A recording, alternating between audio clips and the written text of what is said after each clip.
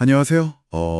혹시 스스로 배우고 또 넘어지면서 최적의 방법을 찾아내는 그런 인공지능 들어보셨어요? 아, 네네.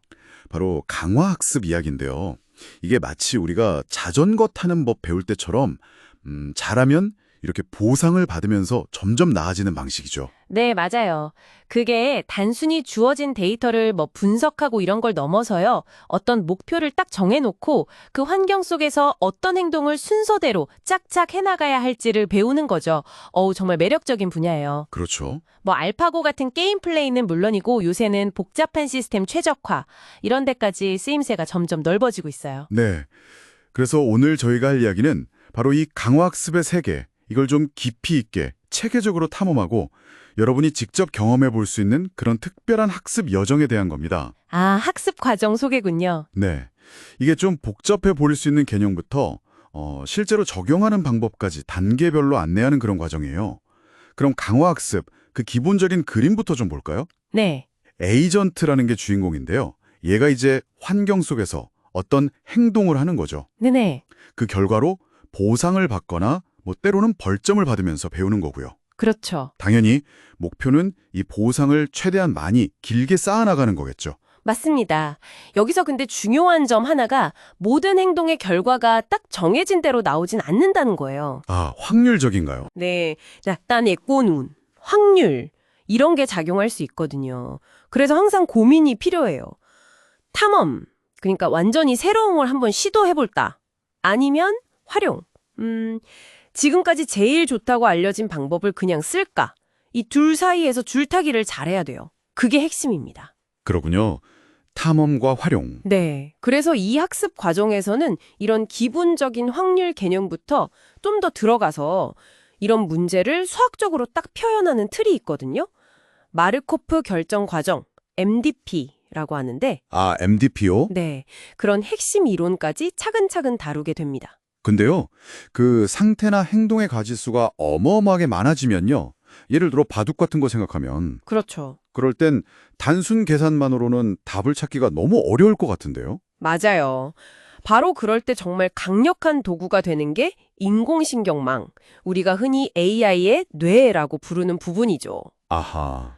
그래서 이 과정에서는 DQN, 그 딥마인드에서 처음 제안했던 유명한 거죠. 네, 들어갔어요. 신경망을 써서 각 행동이 얼마나 좋은지 그 가치를 배우는 방식부터 시작해서 여러 주요 강화학습 알고리즘들을 배우게 됩니다. DQN 말고 또 어떤 것들이 있나요? 아, 물론이죠.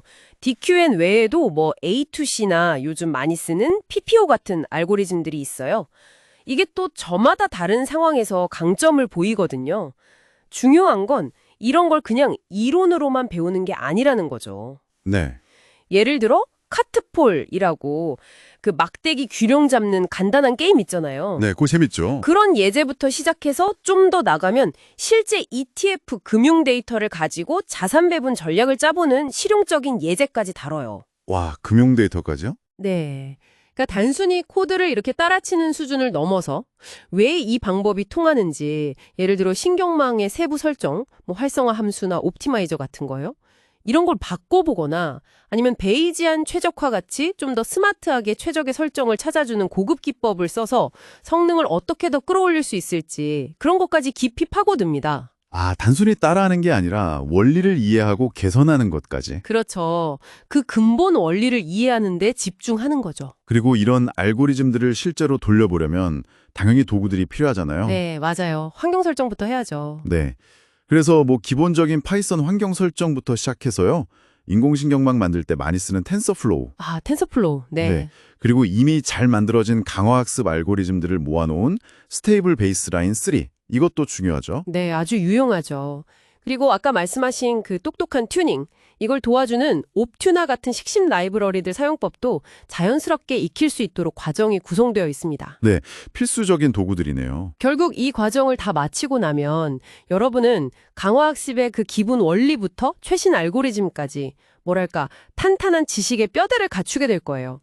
이론하고 실습을 균형 있게 경험하면서 실제 문제를 강화학습으로 모델링하고 해결하는 그런 기본 영역을 키울 수 있는 거죠. 맞습니다. 단순히 나 이 알고리즘 이름 알아. 이 수준을 넘어서요. 학습이 잘 되고 있나 그 결과를 분석하고 또 더 좋은 성능을 내기 위해서 다양한 튜닝 기법들을 직접 적용해보는 능력, 이런 것까지 키우는 걸 목표로 합니다.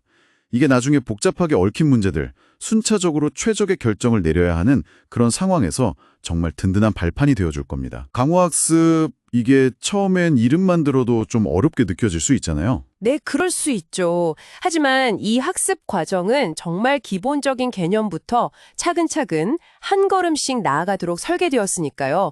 너무 걱정하지 않으셔도 괜찮습니다. 여러분의 그 지적인 호기심을 채우고 문제 해결의 새로운 가능성을 열어줄 정말 흥미로운 여정이 될 거라고 저는 생각해요. 마지막으로 이런 질문을 한번 던져보고 싶네요. 네. 스스로 학습하고 발전하는 이런 인공지능 에이전트들이요, 게임이나 금융을 넘어서 우리 사회에 더 많은 문제, 예를 들면 도시교통 최적화나 에너지 관리 같은 그런 영역에 적용된다면 과연 어떤 변화가 생길까요? 그리고 우리는 그런 변화에 어떻게 대비해야 할까요? 각자 한 번쯤 생각해보는 시간을 가지셔도 좋겠습니다.